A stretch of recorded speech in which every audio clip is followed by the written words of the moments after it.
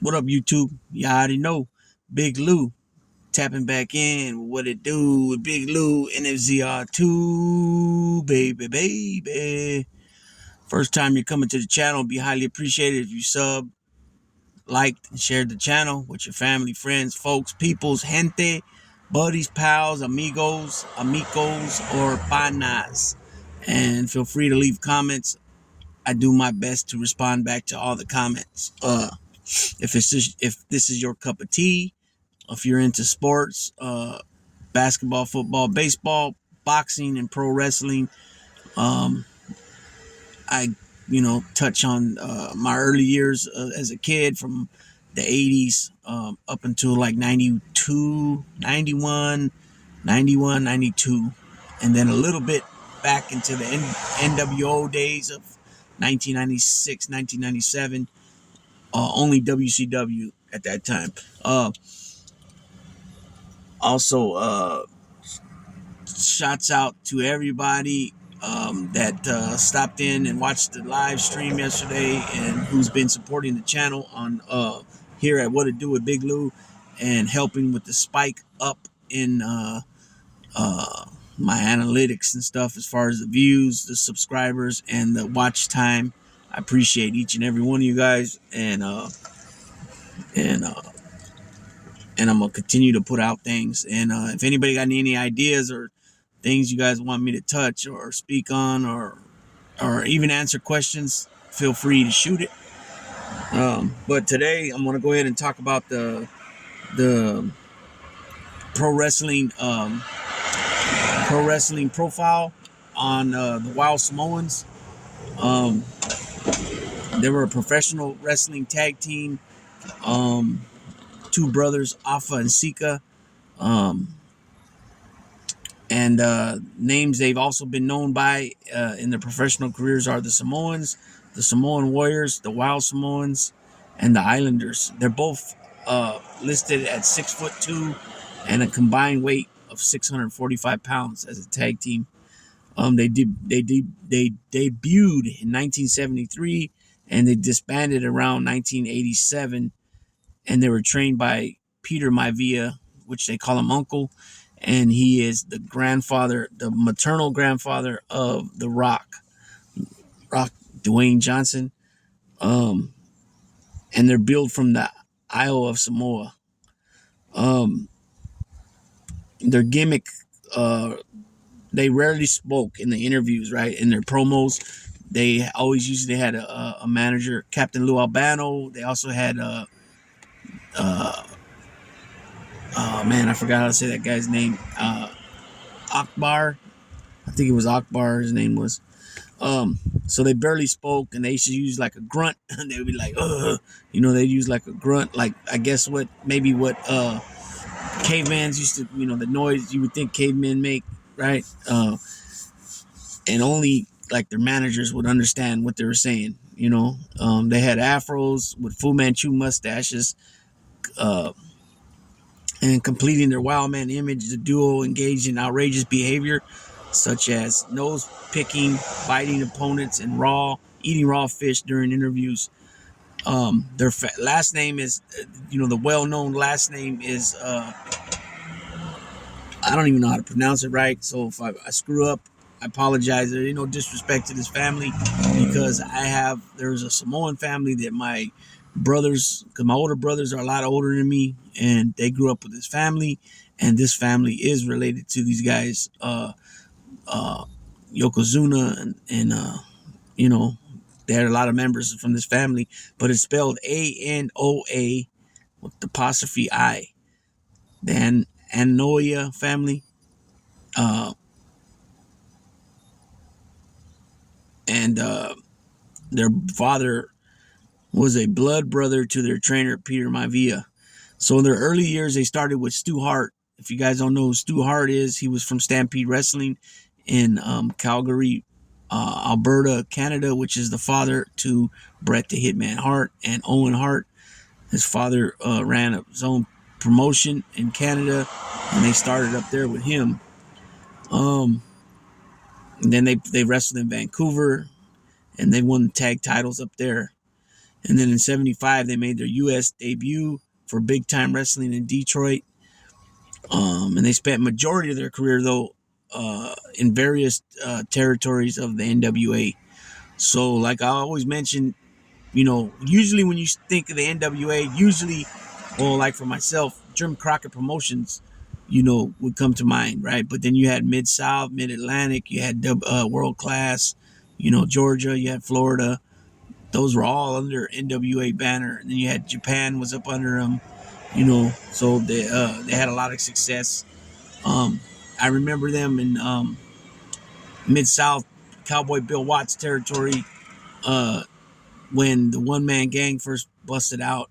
He was a lot thinner than we knew, what we came to know of the one man gang in WWF, but he was a lot thinner, and he was like just beating guys, and the storyline, the heat is that he was, crippling them. He was beating them up so bad that he was damn near ending their careers.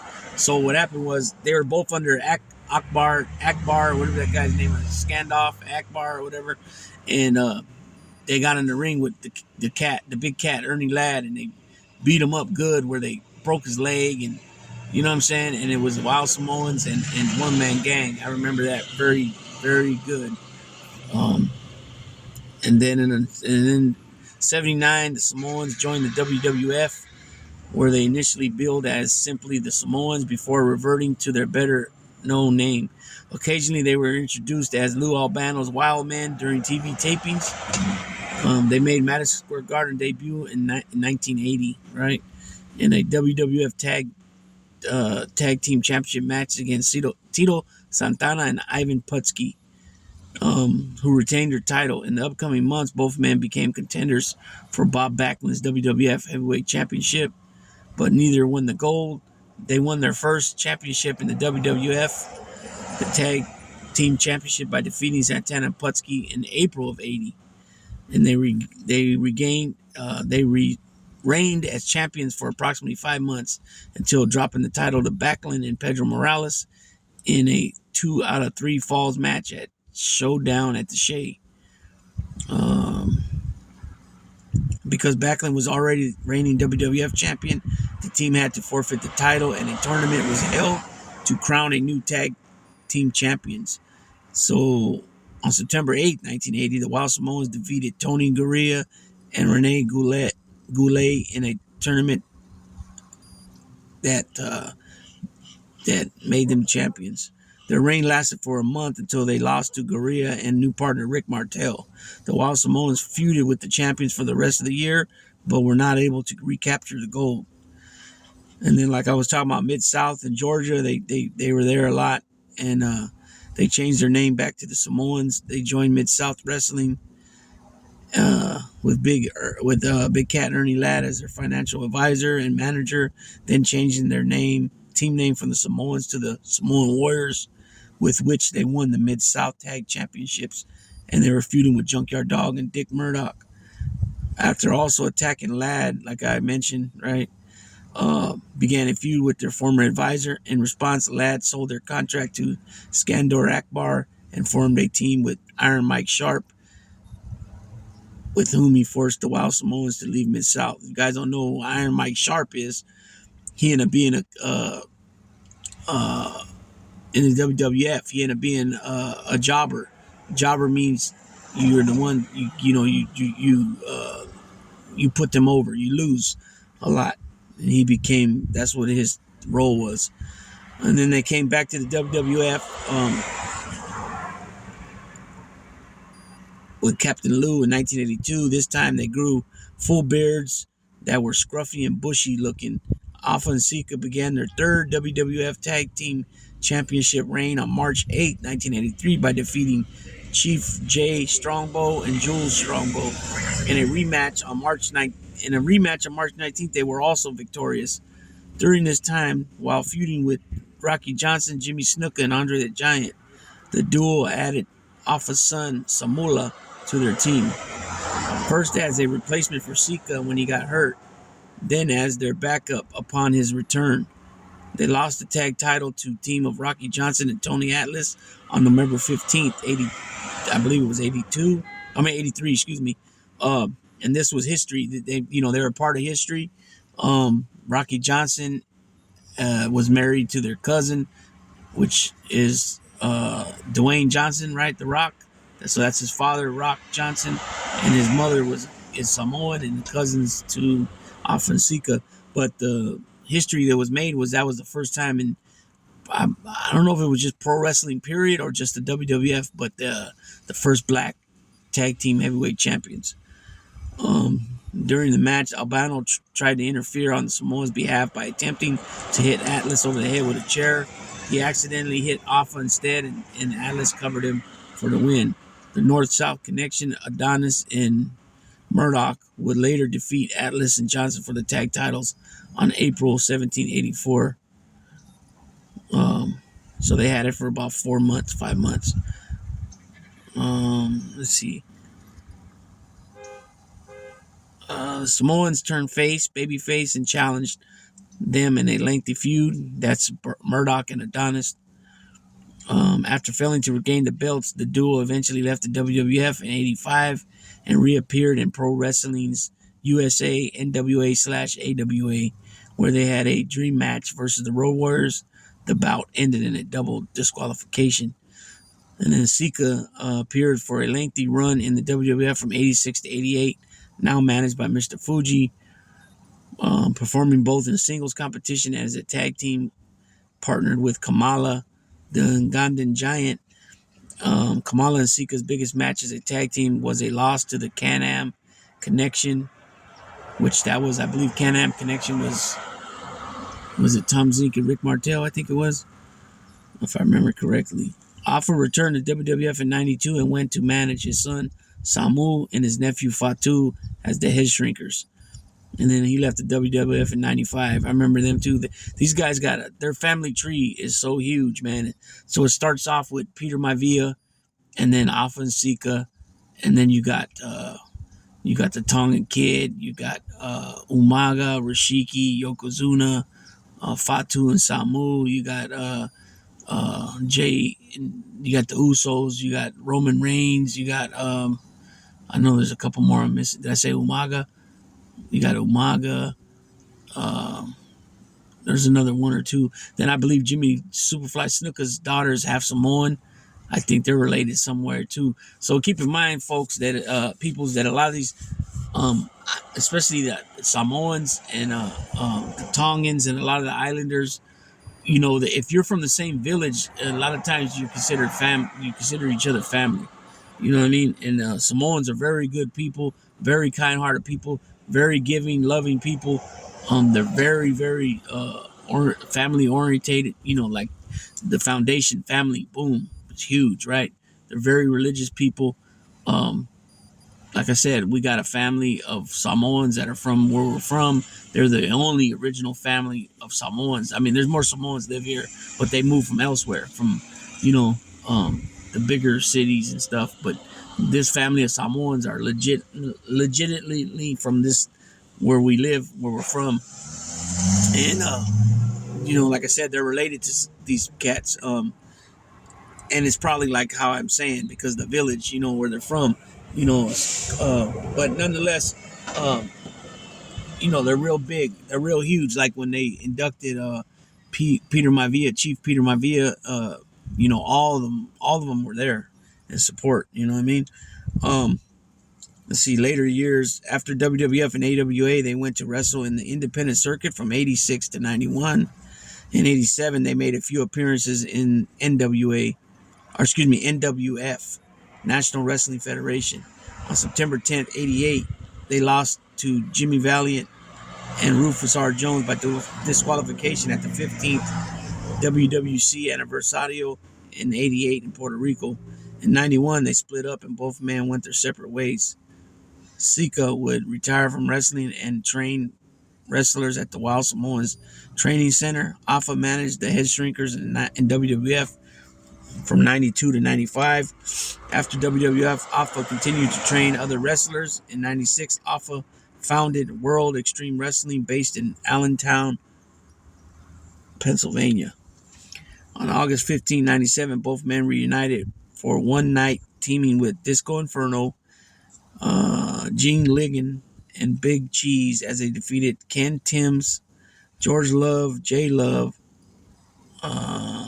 Gary Royal, and Kane Adams at the IWA Night of the Legends in North Carolina. During the 70s, Afa opened the Wild Samoans Training Center, and schools graduates include Paul Orndorff, Junkyard Dog, Luna Vachon, Michael P.S. Hayes, Yokozuna, Bam Bam Bigelow, Rashiki, Sherry Martel, Virgil, Billy Kidman, Gene Skinsky, Chris Canyon, and Batista. They also promote live wrestling shows under the WXW banner. In 2007, on the eve of WrestleMania 23, the Wild Samoans were inducted into the WWF Hall of Fame. They were inducted by their sons Samula and Matt Anoa'i. The pair appeared at Hell in a Cell 2020 to celebrate Roman Reigns' victory. Let's see, in 2013 and 2014, Afa came out of retirement to wrestle for his promotion, World Extreme Wrestling, at age 71. So these are some of the titles they've held. AWA Southern Tag Team Champions once. That was for Continental Wrestling Association. That's when Jarrett and Vern Gagne came together. They were also the Gulf Coast Championship Wrestling, NWA Gulf Coast Championship Wrestling champs twice, the Georgia Championship Wrestling, NWA National Tag Team Champions once, the International Wrestling Enterprise Tag Team Champions once. They were the Mid-South Wrestling Tag Team Champions 3 times. They were the NWA All-Star Wrestling Canadian Tag Team Champions once, Vancouver version. They were the 2-time champions of the NWA Detroit, NWA Mid-America Tag Team Champions United States once. Pro Wrestling Illustrated ranked them number 93 of the 100 best tag teams during the PWI years in 2003. Pro Wrestling Hall of Fame class of 2012. Southeastern Championship Wrestling Southern Division champs twice champs of the Stampede International Tag Team Champions. They were the WWC World Wrestling Council champions once, and they were in the class of 2007 Hall of Fame WWF, and they held the WWF Tag Team titles 3 times. So these guys are well decorated hardware. You know, they've had a lot of hardware. You know, they were just straight up beast. You know what I mean? That's what they portrayed. And like I said, it was Kamala and them and different stables they were in at different times, but they always fit that they'd always make their eyes look crazy, and then they would make grunt noises. You know what I mean? But they definitely worked the gimmick that they had. These dudes were straight, like I said, beasts, and everybody knows Samoans for the most part are big people, right? Men and women, but they would portray that crazy stuff like I just mentioned. Chairs over the head. You would hit them with things. It wouldn't budge them. You know what I mean? They'd eat a raw fish. Bite off pieces of fish. So they worked that gimmick well, but they were definitely pioneers and trailblazers, because besides them, it was Peter Maivia was before them, and then them, and then all the family since then. You're talking like 10, 15 family members total, right? You know what I mean? And then even the Tongans, Haku or Ming, whatever you know him by, and then you got what's his name too, the Barbarian. He's also Tongan. They became close with these guys too over the years. I think even the Rock bought Ming Haku a brand new truck one year. So they all became close, and Jimmy Snuka too. Jimmy Snuka is Fijian, but I believe his daughter that wrestles, she's half Samoan, and I believe she's related to them too. So that's just a little bit of things about the Wild Samoans. Um, a lot of the I had to read a few things off from their titles and stuff. I wanted to read off because part of their career was before me, and then in different like Stampede and all that. Um, Vancouver, and I remember them in Mid South, and then I remember them in WWF, but I don't remember them in Georgia or none of those other ones. You know what I mean? So I had to read off that. But the WWF, they were definitely they had some heat with different folks over there, Murdoch and Adonis, and um, Rocky Johnson and Atlas. Like I said, they're part of history, not only as their bloodline, but also the fact that they dropped the straps to Rocky Johnson and Atlas to become the first black heavyweight tag team champions. I don't know. Again, I don't know if that's across the board pro wrestling period or if that was just WWF. You know what I mean? Like Ron Simmons is the first black heavyweight champion of wrestling period, and he won that. He won the WCW title, not the NWA title, but the WCW title, because that was around the time they were having issues with NWA, with WCW, and all that. And if you guys remember that Rick Rude interview where he said with Tony Schiavone, what does it say on that belt, Tony Schiavone?